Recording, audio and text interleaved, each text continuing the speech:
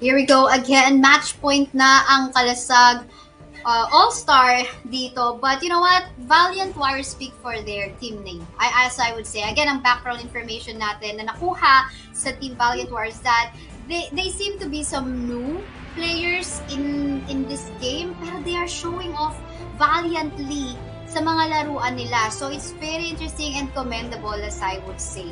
So, meantime, well respected pa rin ang Kalasagi. Ayaw nila ayaw nilang magpa-easy na, sige, try natin bigay yung Aya sa kanila. Aya, kasi Aya, parang, parang sure win eh. Is it even good to say na parang sure win talaga tong Aya na to? Actually, it is at least a high percentage of winning. A really high one kapag meron kang Aya. And it's already backed up by stats and results. And Valiant Warriors ngayon naman, irerespeto ni Elsu kasi hindi pa ito napipick ng Kalasag All-Stars. Florentino, one of the heroes that we have mentioned that can actually deal with the team fight-based composition that Kalasag All-Stars usually draft, tatanggalin din nila. Yeah, that is for sure.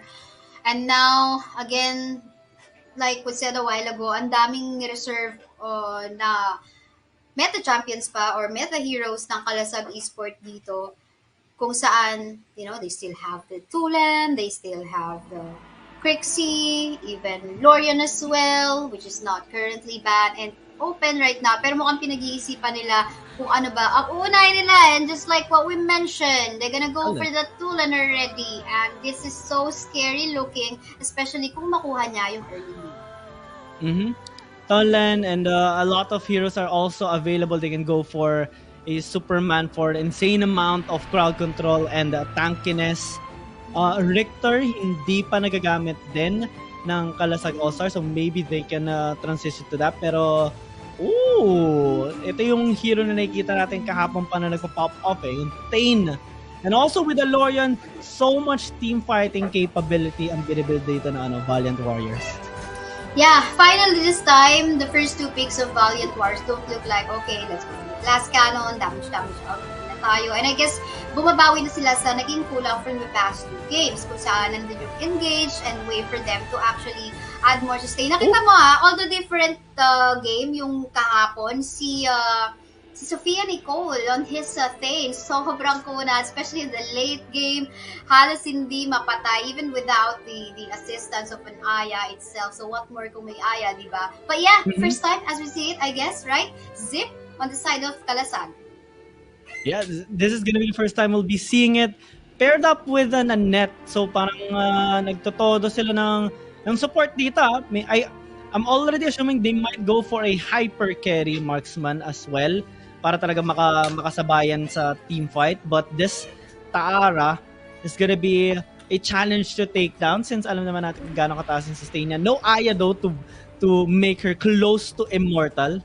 So side lane control, I think it's one of the preference na makuha dito ng Valiant Warriors, especially on the Dark Slayer side. I feel like they are gonna be putting itong Annette na to sa mid lane as as one of the damage dealers. Then the tool, of course, in the jungle. Ang dami pa nilang available. Hayate is still even available. But I agree, looking good so far talaga din dito yung draft ng Valiant Warriors. Of course, in terms of the sustain. So medyo mahirap patayin yan, especially if titignan lang natin so far yung damage output na sa early game na pwedeng gawin dito ng Tulen as well ng Annette. And at the same time, Lorion, hindi na naman makakaila ang damage output na most especially sa late game. So we can't, it's hard to predict right now just basing on the first three picks. But yeah, let's find out kung paano nila sasagutin ng isa't isa. Let's see. As the bans still are coming into play, Hayate already removed here. Same as yung Pain, like what you mentioned. And for the side of Kalasag All-Star, ang dami lang choices for their marksman. I actually think they can go with something like a Kafeni kasi napakagandang entry nga naman kapag nakapag-post sila. But isa rin sa mga choices nila kung gusto nila sumugod talaga dito sa Valiant Warriors might be the Hayate that can shred those tanks. Ang hassle lang kasi may crowd control sila, especially with the Thane and the Lorion. but it can do the work with regards to the damage. Shredding power, napakaganda.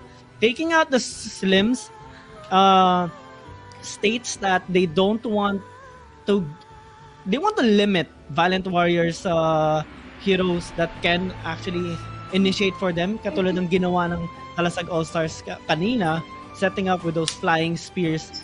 Pero Valiant Warriors, ina-assume na talaga nila ngayon, no? Picking up the Joker actually states that you think your enemy team will go with the Hayate, and nakakatulong din kasi yung skills ng Joker para maka-retain. And wow, is this a double marksman? Marksman. This is Max. This is Max. Yeah. Ang pinili na dito. Global presence. Sila. Yeah. Global presence at the same time. So in terms of like split push, magiging easy rin to for Kalasag. Again, Max can maybe focus on a particular lane lang, and then if team fight happens, kahit malayo sa kanya, sure, why not? Lilipad ako dyan. But at the same time, in terms of survivability naman, for the side of Valiant Warriors, kaya pa rin nilang makipagsabayan eh. And again, they just have to be in a safe spot mode, especially in here for Lorian and Joker, especially late game din, hindi rin makakaila yung burst na at crits na pwedeng ilabas dito ng dalawang heroes na to. What more, they have the protection of Thane as well as Tiara. Ang I guess magkakatalo na lang talaga is kung sino yung mas mabilis na DS laner, Tiara or Max, na makapunta from one side to another. Yeah. And nakakatawa nga yung Max eh. I only saw this a few times during the AIC, and it's a coin flip a little bit. Maganda yung presence, ayun nga, like what you said, global presence. Napakaganda ang pinapakita nito. But they have to be really careful kasi engage comp yung meron din dito para sa side ng Valiant Warriors. They won't be hesitating on going in against Kalasag All-Stars. And kapag magkamali dito ng pag-save, especially yung zip, pwede maging hassle yun para sa Kalasag All-Stars.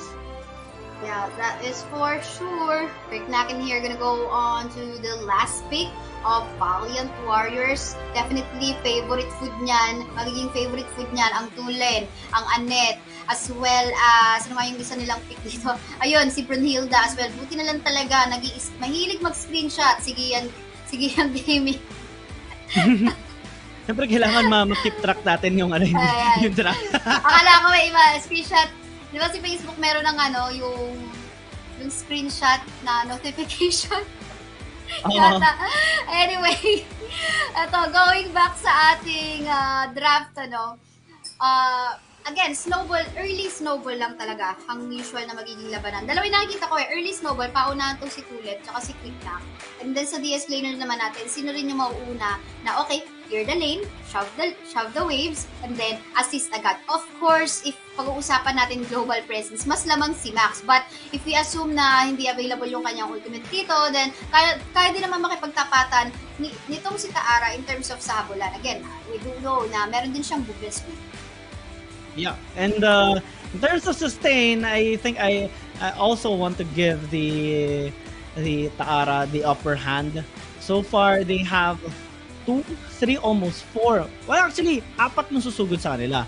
2 yung sobrang kunat. Tapos, yung Joker, kahit paano makasustain yan. And papoke-poke lang yan eh.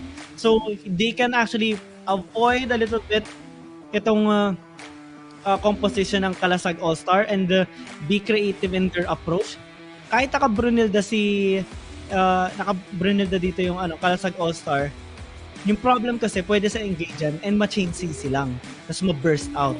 So, magiging sobrang malaki responsibility ng dalawang support na meron sila, particularly the Zip and the Annette, to really protect their marksman and also the Tulen. Because if they fall down, bagsak yung comp nila.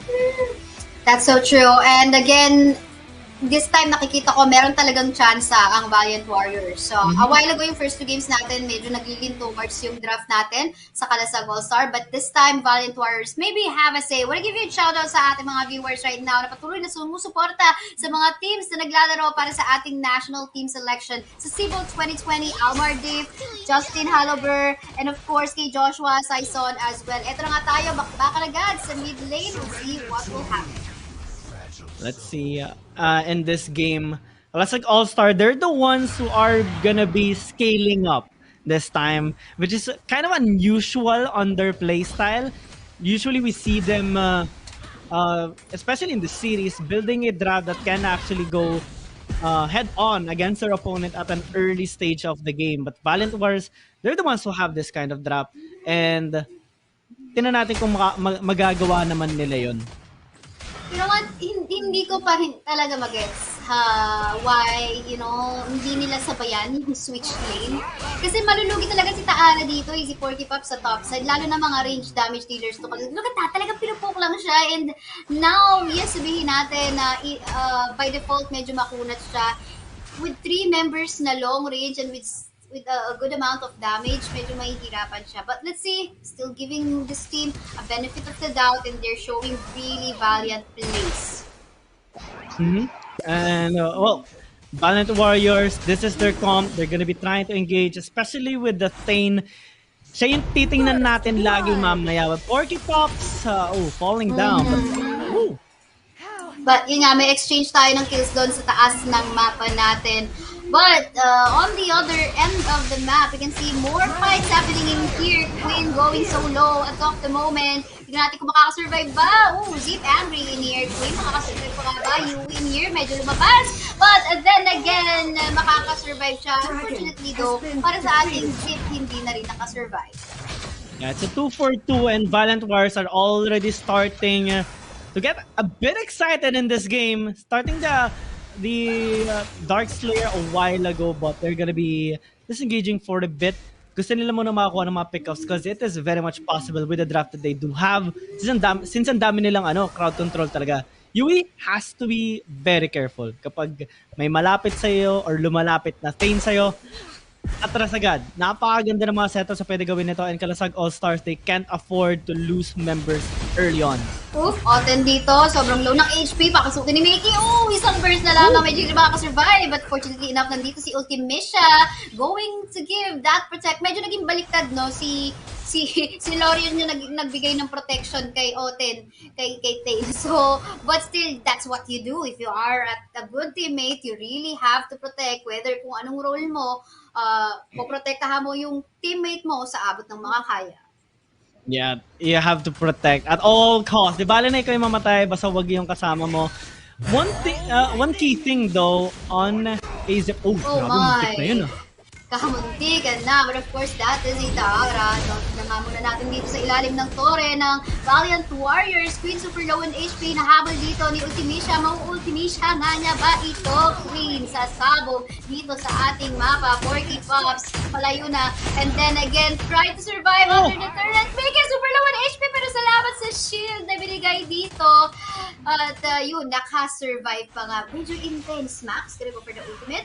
Okay, may vision sila kung nasaan mga member ng Valiant Warriors. Yeah, bakbakan na nakikita natin dito. Although may kalamangan ng onte sa side ng Kalasag All-Stars with regards to the gold, Valiant Warriors are not holding back at all. Kapag may nakita silang kalaban na pwede nilang patayin, zero hesitation. We saw it in the top lane, led by the Thane. Talagang sugod siya. Alam niyang kaya na makagawa ng plays, and with the necessary and the correct follow-ups, they really get the results that they do need.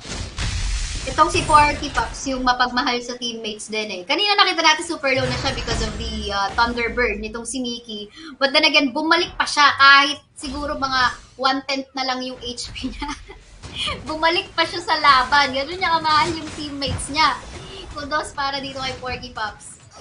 Kudos talaga. And to think that a while ago, iba yung play nila ngayon. Tinan mo, balagbag pa rin naman Kalasag. There's the set!